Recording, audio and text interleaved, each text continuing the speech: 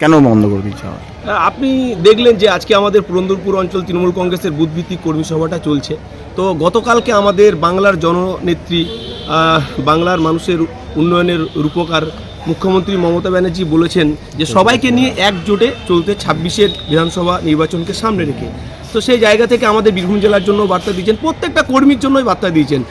আমার বক্তব্যের মধ্য দিয়ে নেত্রীর বার্তাকে আবারও একবার মনে করিয়ে দেওয়া বুথ কর্মীদের মনে হয়েছিল আমার। তাই আমি বলতে চেয়েছিলাম যে নেত্রীর গতকালকের বার্তাকে সামনে রেখে আগামী 2026-এর নির্বাচনে সবাই একজোটে কাজ করে তৃণমূল কংগ্রেসকে অনেক বেশি সংগঠিত করব, শক্তিশালী করব, জনসংযোগ বৃদ্ধির মধ্য দিয়ে।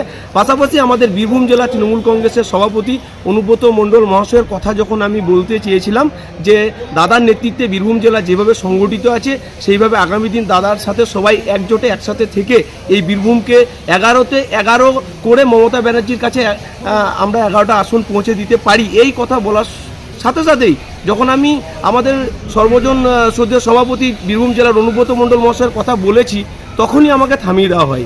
কেন থামিয়ে দেওয়া হলো, কী জন্য থামিয়ে দেওয়া হলো, এই উত্তর আমার জানা নেই। যিনি থামাতে বলেছেন, যিনি থামতে বলেছেন, এটা সেই উত্তর তিনি দিতে পারবেন। আপনি দেখলেন আমাদের সিউড়ি 2 নং ব্লক সভাপতি নুরুল ইসলাম মহাশয়, আমি আমাদের বীরভূম জেলা সভাপতি অনুব্রত মণ্ডল মহাশয়ের কথা মাইক্রোফোনে বলতেই আমাকে থামিয়ে দেওয়া হলো। আগেও তো বলা হয়েছিল মানে অনুব্রত মণ্ডলের এরকম, সেটা আমি বলতে পারবো না, ওইটা হয়তো উনি বলতে পারবেন। তবে আপনাকে খুব স্পষ্ট করে বলে রাখি যে আমাদের নেত্রী মমতা বন্দ্যোপাধ্যায় বাংলার মানুষের জন্য যা বার্তা, কর্মীদের জন্য যা বার্তা দেবেন এবং আমাদের জেলা সভাপতি অনুব্রত মণ্ডল সিস্টেমে যা যা আমাদেরকে দলীয় বার্তা দেবেন সেই শৃঙ্খল মেনে আমরা কাজ করে যাব।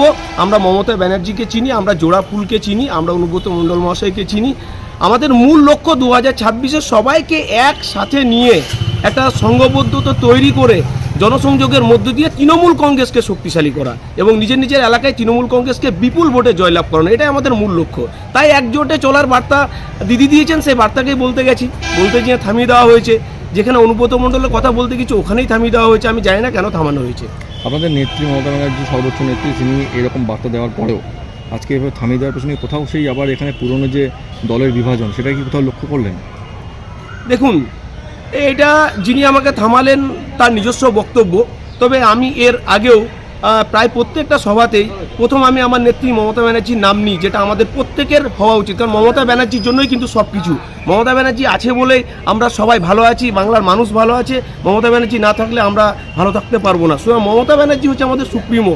পরে পরে দলীয় শৃঙ্খল মেনে ঊর্ধ্বতন নেতাদেরকে রেসপেক্ট নিয়ে কথা বলা, তাদের নির্দেশকে ফলো করা, এটা একজন তৃণমূল কংগ্রেসের ছোট্ট কর্মী হিসেবে আমি মনে করি। তাই প্রত্যেকটা মিটিংয়ে আমি যেমন ব্লক সভাপতিকে সম্মান দিয়ে কথা বলি, আমার বুথ কর্মীদের সম্মান দিয়ে কথা বলি, সেভাবে আমাদের জেলা সভাপতি অনুব্রত মণ্ডল মহাশয়কেও সম্মান দিয়ে কথা বলি, রেসপেক্ট। থামানোর কোনো প্রশ্ন নেই।